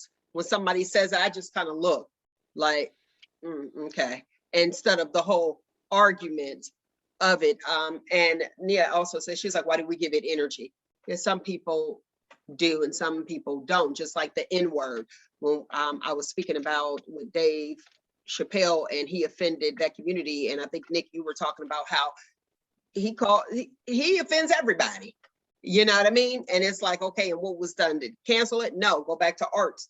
Art's comment was, don't watch it. And that's it in a nutshell. Just don't watch it. All right, let's move on to Jelani Day, the young man that was found, he was killed. His mom, and they were saying, I want to put this out here for those who don't know, they were saying that he was found with no organs. Do you remember that? On the news everywhere? They were saying he was found with no organs. They cut his jaw. They had two different autopsies. One said one thing, one said the other thing, and removed his teeth and removed his, he had no eyeballs and his organs were liquefied, all that stuff. Well, mom said, and this was what, 2 days ago, mom actually said that no organs were missing. And she wants to focus on who killed her son. He was pre-med student. And she wants to know who actually killed her son. But mom said, and I'm using air quotes because I can't remember which article I got that from, but mom said she want to focus on that, and no organs were missing, because all the media outlets were talking about how his organs were missing, because that's how I clicked on. And you get nervous, like, oh, I should not walk or anything. And they said that the town in Illinois, I can't remember what city or town it was, that it's a sundowning town. And it's still around. Like we had, what is it? Springfield? It wasn't Springfield, was it? I can't even remember. I ain't even thinking about it. Remember, yeah. You know, it's like, ah. Now, do you have think, one in Georgia like that? Right.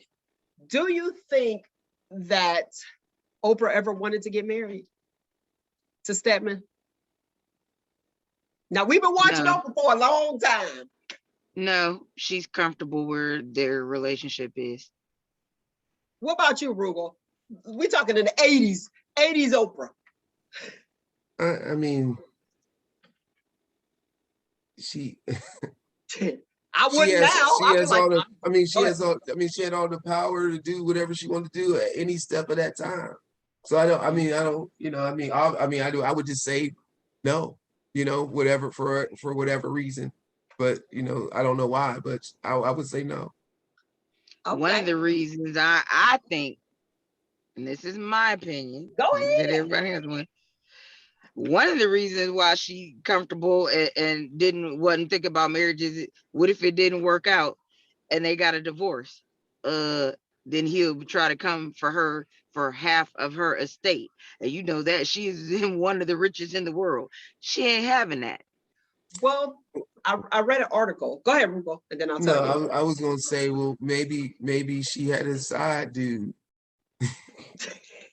that could very well it's gonna come out. It's gonna come out one day. He's gonna be like the true lover of Oprah. Right. So she couldn't get married. She loved Stedman, but she had that side dude.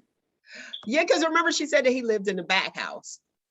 They couldn't live together. And see, that's kind of cool to have your own space. Hey, boom, boom, here you go. Certain things, I don't like the way that you live, you don't make the bed, whatever. Those are things that you have to take into consideration when you marry. And you have people out there that feel as though that since you don't marry, nobody ever wanted to marry you. Well, 35 years they've been together. And at the beginning, she said she didn't like him. She thought he was handsome, but she thought he was a player. And then, her staff was saying that he was just there, watch your bag, watch him, because he just probably wants in on her. Because at this time, when they first started talking, she had just got the talk show. Now, she actually said that he did propose, and that's all she ever wanted to know, that she was worthy of being proposed to, of being a wife, but she declined. And yeah, who wants to deal with that? And when I read the article, what I took from it was very key. What I took from it was, when you are a wife, and I'm using air quotes, the way society deemed you to be a wife, the things that you need to do, she actually was focused on her career, and she didn't have the time to put in all of that to be a wife when she was focused on her career, i.e. where she is now. And a lot of people don't want to be married. A lot of females don't want to be married because they know that they're not ready to invest all of their time in being a wife, because you want to put 100% in anything that you do. But now, especially, look, and both y'all, look, you're a wife and he's a husband, and there's things that's expected. But if you are dating, things aren't expected. Right. I think I don't agree with that. Go ahead. I think if you're dating, there's probably more expectations. Really? I do. Okay. I do. I mean, because think about it. How many people got married? They'd be like, oh, look at them now. They all fall off. They don't even, you gain weight and everything like that, or all that kind of stuff. And then I think when you out there just steady dating, you always still like, you're always still working. It's still, I mean, not that you shouldn't work when you get married, but the reality of it is, I think I there's got more them work. down. I think it's more work that goes into dating than it does in marriage, because I think the work is different. The work turns into joint survival versus let me vie for your attention. Let me fit into your plan. Okay. And I just kind of feel like even when Oprah had the television show, her amount of wealth and celebrity, how it grew, like, is she going to really, or do the 1% deal with marriage in a way that the bottom 1% deals with it? The bottom 10%. I mean, like, is the question, did somebody go grocery shopping? Is the question what's for dinner? Those aren't the, is the question like, hey, we got to make this light bill work. Those aren't the things. I mean, like, if they, if they, I just think with that amount of wealth that the conversation becomes more intimate on what you two desire to do versus like what you have to do. Go ahead, Nick. What's your thoughts?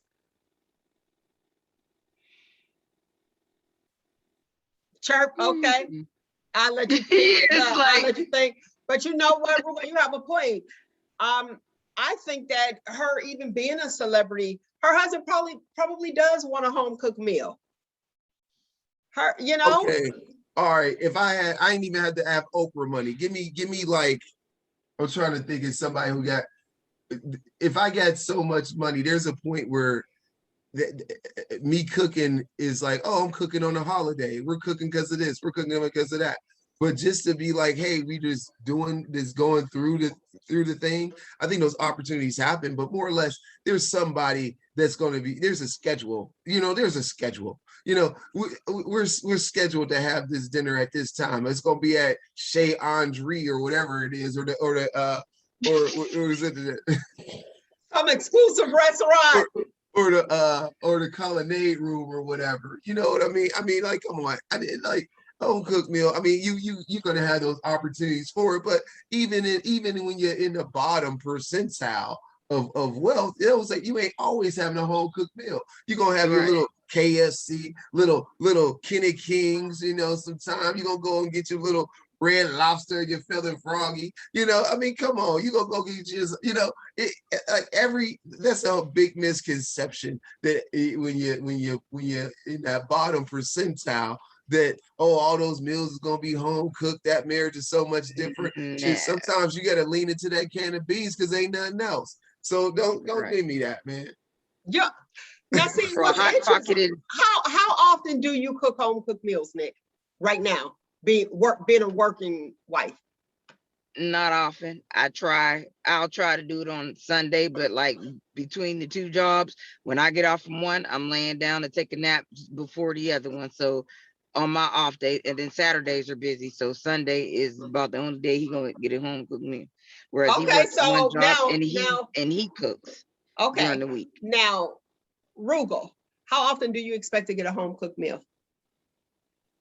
Whenever I'm feeling like eating something I want, I'm gonna cook it. I mean, you cook it, okay? That's just my thing. Now, like, don't get me wrong, my wife cooks, but we cook two different cuisines, right? And so sometimes I'm like, oh, okay, I can go for that, and sometimes I'm like, yeah, I can't go for that. But then there's times where neither one of us can go for that at all, and then it'll happen. Then you got some Mr. Uptown up in this place, something like that crazy, but yeah, I just think there's ebbs and flows to it, and the reality is if y'all both out here trying to make things happen, it ain't gonna always be a home cooked meal. Somebody gonna have to cook this, somebody have to cook that, because there's plenty of times I didn't have breakfast for dinner. And you did it yourself? Oh yeah. Okay. Because my omelets is the bomb, yo. Okay. Now, did y'all know little Debbie is reinventing herself? Now she has ice cream. Little Debbie ice cream with the Christmas trees, with chunks of that cake. What's your thoughts on Little Debbie ice cream? There's only certain things from Little Debbie that I like. Other than that, I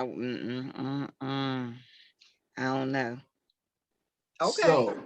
So if I was in the Little Debbie camp, Okay. right, and they said, well, what should we do? Like, I would say I would definitely try, if I was going for an ice cream themed something, I would definitely try to do something with those oatmeal cream pies and some kind of ice cream. Like, I think Or the you can Scooter make Crunch. or you can make an oatmeal cream pie ice cream sandwich. Like, keep it simple. You ain't gotta be like trying to do your next Rocky Road and all that stuff. Just keeping it within your wheelhouse. Okay. All right, let's go with the shop talk question of the week. I love my fiance, but he/she is not my best friend. Should we still marry? So do you believe that your best friend should be your spouse? You want my opinion? Hannah, what's yours? And then next. No. No? Okay. Go ahead. What's your opinion? No? No. Okay, so, and it's mixed too. So we did a poll on it, and this is out of South Carolina. In my case, I was friends with two people I loved, but they turned on me. So I will say a best friend for me. So she's, that's Aurelia. She actually said that they have to be a best friend. Marcel said no, no. Todd says it's a business deal over 50. Retire well. So over 50, who cares if it's your best friend or not? Right. It's a business deal. That's his thoughts. Let's see here. Okay, Rodney said, how best friend is this best friend? So you say no, you say no. I say no too. Like, do you already have a best friend? Are you supposed to negate the fact that you had a best friend and now you're my best friend? Exactly. And now in Aurelia's case, I can understand if they were your best friends and they turned on you. I've been there. Just move on. All right. If you want to make that person your best friend, fine. But yeah, I've been there where I had a best friend turn on me, but then I have another best friend. But was that your husband? But was that your husband? No, but the husband will end up with the best friend. Okay. The thing is, though, I think we hold our significant others to a higher level than what we hold our best friends to. I don't think it's equal. Yes. You know, I mean, because I got some best friends. I'm like, yeah, you cool, but you need to borrow how much money? I can give you 50. Okay. You know what I mean? Okay. Where it might be like your spouse, you'd be like, well, dang, I guess we have to figure out a way to make it work. But I also think, though, there's levels of things that you share with your best friend that you may not be able to share with your spouse. And somebody like, oh, you should share everything. Right. I don't agree with that. I think there's certain things that, like, there's certain issues you may have to discuss with somebody who has a non-judgmental perspective on it. And sometimes the weight of a certain idea may haunt the person, where they like, you ever in a situation where you date somebody or with somebody and they like, oh, what's wrong? What's this? And you be like, hey, could you not? Or when you don't want to talk about something, they want to bring it up, right? Your friends know your cues about what's acceptable and what's not. Your spouses usually want to be the healer of all things. You be like, hey, this fall back. Not today. Nobody wants to like deal with this. All right. Okay, like, I don't want to probe this issue. Let me go to a viewer. Viewer says that your husband is not your best friend for many reasons. That's what your girlfriends are for. The two are not the same. But many women have this misconstrued thinking this is what makes marriage secure or that he's the one. So she's agreeing with you, like, Right. and Rugal, when you were saying that you have people that you talk to versus, your spouse, it's like you still have to have you. You still have to have you. And You I If still it have to have works your out that way. individuality. Yeah, if it works out that way or whatever, you know what I mean. But like if it were like I would have to like I've always seen people like they'll say that in their vows, and you're just my best friend. Right. And I'm but I like, married my best friend. yeah, I'm like BS. You got to show me that track record of you being the best friend. Like first, Right. Let me call show your me that other best track friend. record. You know what I mean? Because sometimes like show me the track record of what you consider your best friend to be. Then I'll take that in consideration. And But what I have to ask, and they probably gonna hate me for this one, but it's like, well, we just met. I met you like, let's say 3 years ago or 2 years Yeah. ago, and I'm your best friend. How good of a Impossible. friend are you? Like, you didn't have any others? Impossible, right? You know what I mean? Impossible. So should Like, they still marry if her fiance is not her best friend? Should she still marry? Yeah. I mean, if she feels like she needs to marry her best friend, then she needs to figure out who her best friend is and then marry that person. Yeah, see that? I guarantee you her best friend is not going to want to marry her. Right. Because her best friend know everything, right? I guarantee you that. You're like, I know everything, and yeah. no. Uh-huh. That's kind of scary to me when you have somebody or you're dating somebody and they say you're my best friend. You're like, we just became friends. Like, I just met you like a year ago, 6 months ago. How I am don't I even your best consider friend? my husband a friend. That's my husband. That's a No. different category. Like, Your husband ain't me even her trying to sit husband, ain't here- even her friend, she said. Ain't my friend. me trying to sit here and be like, okay, that is just weird to me because I don't sleep with my friends. So that's not my friend. That's my husband. That is a totally different relationship than a friendship or best friendship. I don't sleep. If that's the case, if that my husband's my friend, then I might as well go on out there and spread my legs for all my friends. No. Well, then you would be a friend with benefits, right? Right. Yeah, that would be something totally different. Another entirely different category. Friends with benefits. Right. Yeah. Is Yeah, I don't know. I just never thought about it. Now we're talking about it. I'm sitting here thinking about like, I don't consider him my friend. That's my husband. I mean, it's a different level. I mean, because I love, my friends, my true friends, and my best friend, I love them to death. Yeah. I do. okay. And then The like love I have for my husband is a different level of love. So no, I don't consider him my friend. yeah. And then, I then love the my thing friends is, one way and love my husband another way. So, and I ain't more than physical, you know what I mean? Uh-huh. So yeah, I just never thought about that. I mean, but then it's also the issue of like, think about the stuff you did with your best friend. Would you be able to do half the hijinks that you did with your best friend, with your spouse? Nah. Not at all. Not at all. No. Not at all. Oh no. Not at all. Hell, I can't even stay out past 10 o'clock. Right. Right. Not at all. Not He'll at be all. looking at me now, like in some of the stories I would tell him, like with some of my friends stuff we did, he'd be sitting there looking at me like, for real? Like you really did that? Like something wrong with y'all? Right. You're like, So yeah, like I ain't going. Or some of the crazy stuff I just get. Some of the crazy stuff I really keep to myself. Like, cause he'd be like, Hey, what's that sound?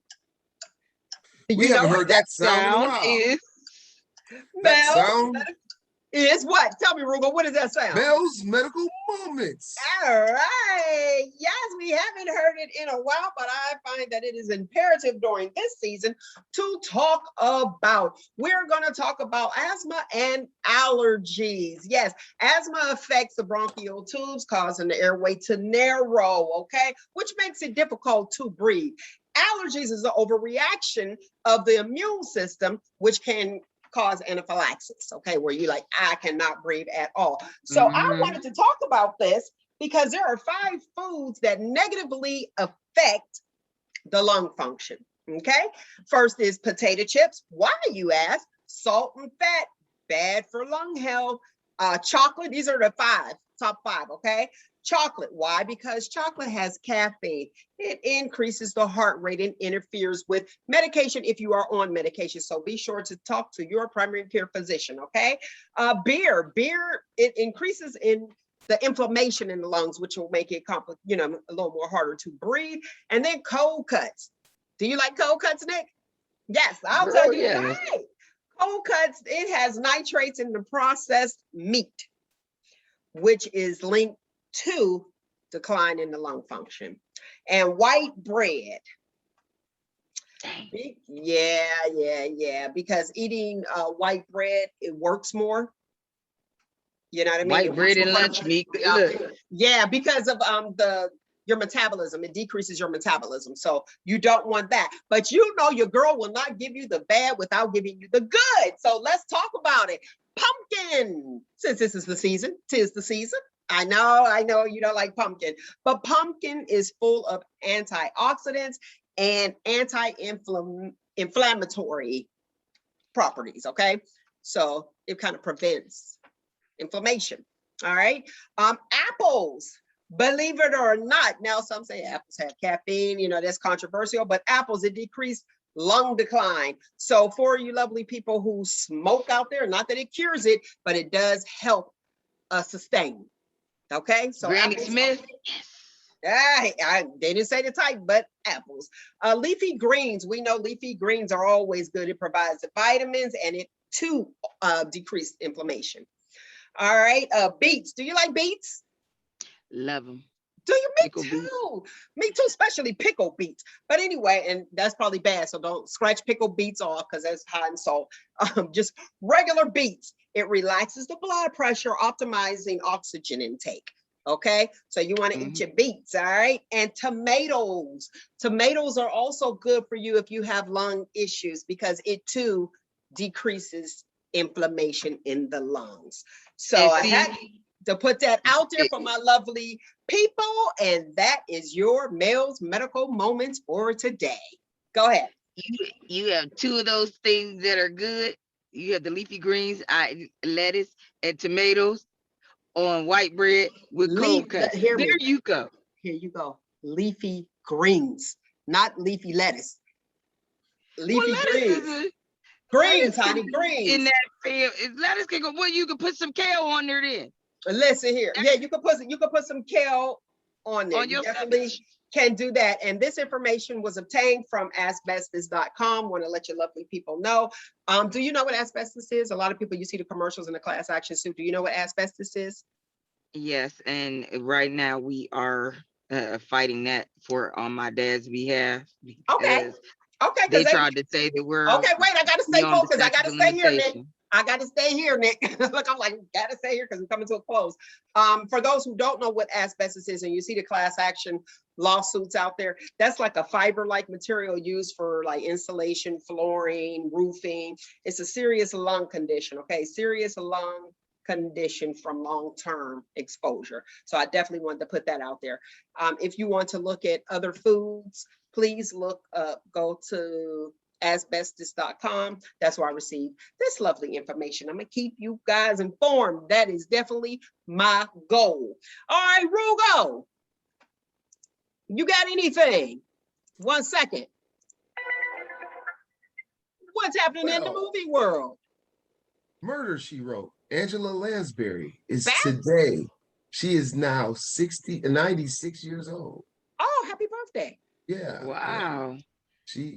Murder, She Wrote. Did you see the Wonder Years? The new Wonder Years? I have not seen it yet. No, I didn't even know it was released yet. Go ahead. And I was looking for something to watch too. But with that said, oh man, why am I having a blank in my mind? It probably wasn't that COVID. You know, they got that brain fog. No, I just watched something and I was on my Squid Games, maybe? Squid Game. Squid Game, that was it. Is Yeah, it because good? every Squid Game is really a story about the human condition. It is very interesting about what happens and some of the conundrums that they put these people through. I wish, I mean, I don't know. It's been out for about 2 weeks now. Have you watched it? I Not started, yet. but it was boring. I couldn't get past the second episode. You know me, my The, attention the span is second like, the second episode is there to ramp up the rest of it. So the second episode is it's a harder watch than the other ones because there's no like stuff happening. It's more background story on what's going on. But it's the okay, catalyst to continue this this process, if you will. okay, And like, and from that, so you saw the end of the first episode. At the end of the first episode, they vote and then they leave, right? uh-huh, Well, that would be a pretty boring series.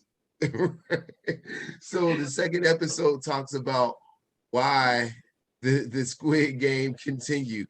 And I don't even know if they even call it that in the thing. I think that this the last game was Squid Game. But the issue is that from that, of the people who came back, 93% of them went back.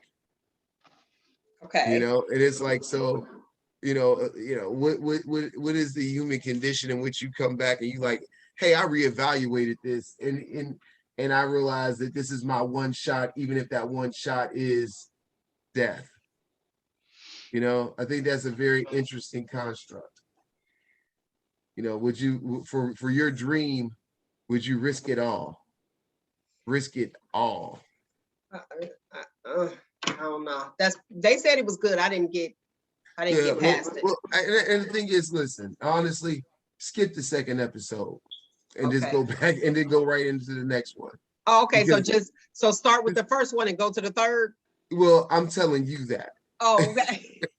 If the second episode, because the episodes is long, but I think that if you get because the second episode is one where it kind of takes you out of it, right? But if you like in it to kind of see like what these people will do, Mhm. then just skip right to the third one. Obviously the story is so So should I watch it or not? the second episode, you should No. watch it all. Okay, so You what should you watch give it it? all. What would But the you point- rate it? On a I scale gave of it 1 to 5. I gave it okay. Then I would give it a 4. Oh, okay. So that might be pretty good. Did you see it, Nick? No, I keep hearing everybody talk about it, so I'm gonna have to when I have time to watch it. Right. Yeah.